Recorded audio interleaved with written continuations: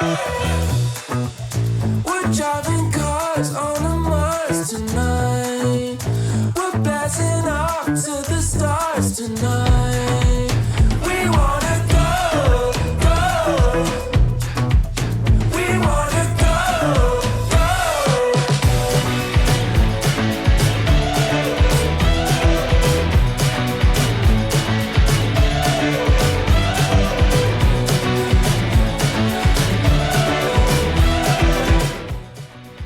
Righty, just a short drive, literally a short drive from Launceston up here to Grindelwald, I think it's called. Sort of gets mixed reviews, but we thought we'd pop in and have a look. But it's basically a family, the Voss family, back in 1921. Sounded like he settled in here. Well, it's just arriving in Tasmania in 1951. And numerous trips back to Switzerland, bits and pieces. Kind of gave him the inspiration of creating a little bit of a little Swiss village over here. So quite neat little stores and things, and it's coincided with a resort over here too. So it's kind of like the resort. You've got a few shops and a putt and a bit of a lake and things around the place. So yeah, a little bit of history here. Have a look at the Swiss village.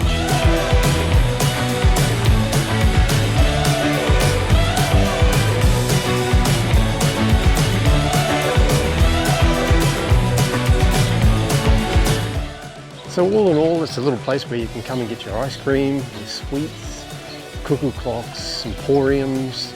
There's golf, hire your carts, go for a walk around the lake, convention centre, places to eat. Not a bad little spot. Right, one of the places I've been keen to come to whilst I've been in Tasmania here is Beaconsfield, established back in 1877.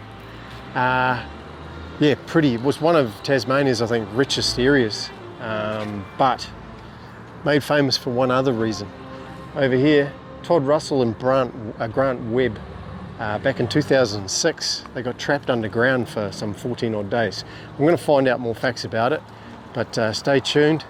Apparently, it just said there that they were nearly a kilometre underground, about over by the police station, and I said the police station was just over this way here.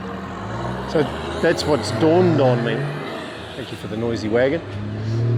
That's the high frame you can see there in town, and this is the town centre basically.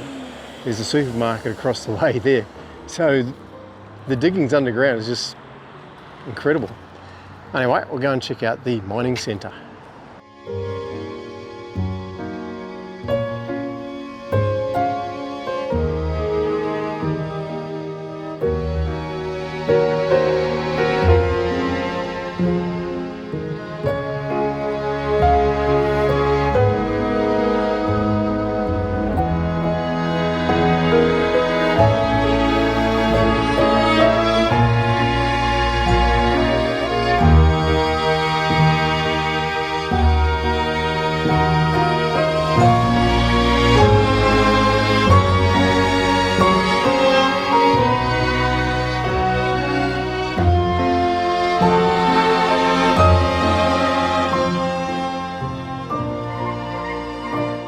So, Beaconsfield, the mine site's incredible. I'm standing at, I think they call it the grub, what do they call it? The grub mine shaft. It was part of the dewatering part of the shaft.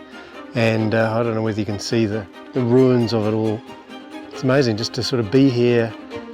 You'd think sort of areas like this would be condemned and you can't go here because of unstable and things, but it's been built in a way that you can walk around the ruins of the mine, and they're truly spectacular to see, eh? Look at that.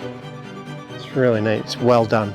And also so much of the displays and everything are all hands-on interaction as well. So kids love it, and you can see the workings and stuff. And yeah, down the bottom where it's all talking about the amazing survival of the two miners. Just incredible to be down there, especially with Jude and I both having some of the mining experience in Kalgoorlie, and to be here, it's yeah, it's quite sombering. It's nice to know that two got out, sad that one didn't, but yeah, incredible story of survival. So I'll have a look around, and Jude will throw some photos of some of the really awesome exhibits you can do here. You can even pan for gold as well. There's a spot right behind me. You can throw your hand at it. It's pretty cool.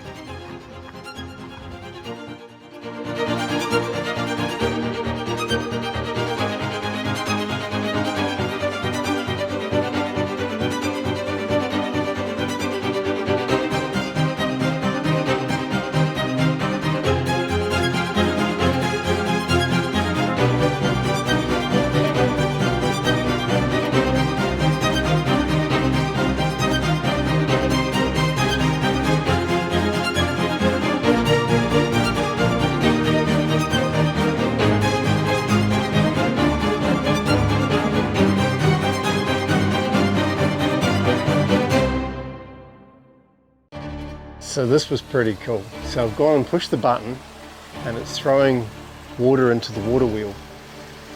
So once enough water gets into the water wheel to start it turning,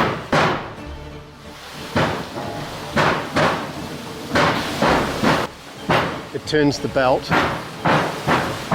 which in turn throws this battery that crushes the rock to extract the gold.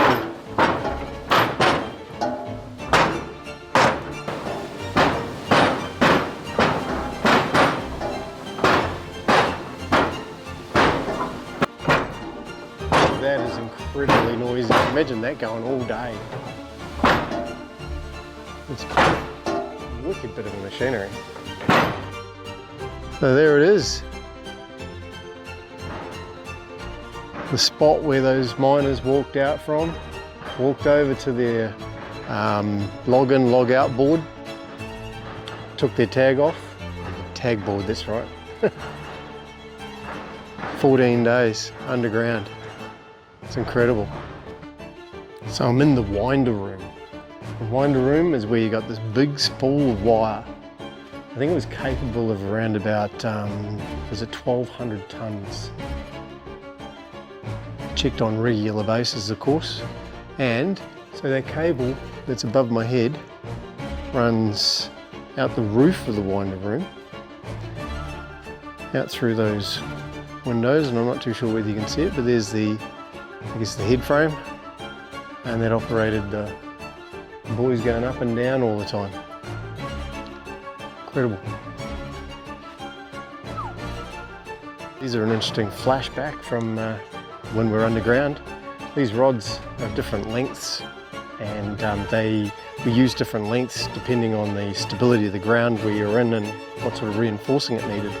So there was a plate that went over the end of the rod and came down to the end like this, a fairly large plate, and then that was put on the end of a hammer, and after the hole had been drilled, they picked up some reinforcing mesh and then used this to pin the reinforcing mesh into the ceiling.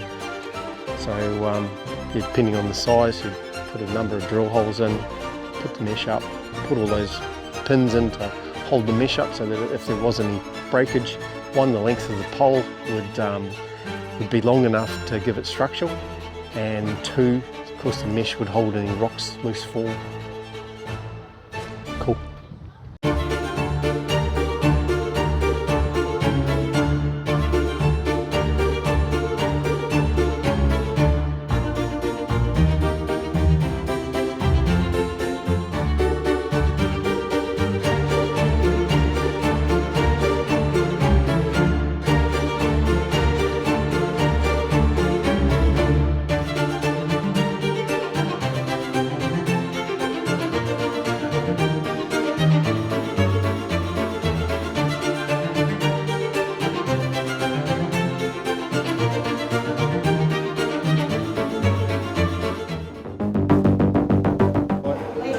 We're at the Miners Gold Brewery. Yes. And yeah, got a wee selection of a tasting paddle here, which should be quite nice. And we've got a big sandwich coming up. Yes. But that was an awesome trip through that Beaconsfield mine. Oh, just absolutely love it. Brought back memories. Yeah, it's awesome. So highly recommended. Love the hands-on, the interactions. Some of the stuff was working, and yeah, it's just amazing. I like that. What was that? The thumping thing? The stamper, the stamper. Yeah, battery stamper. Yeah, that was awesome. Yeah. So yeah, it's quite late in the afternoon, and we're absolutely hungry as. So this mine is gold. Hopefully that'll fill the gap, and we'll enjoy a nice, relaxing evening in Beaconsfield.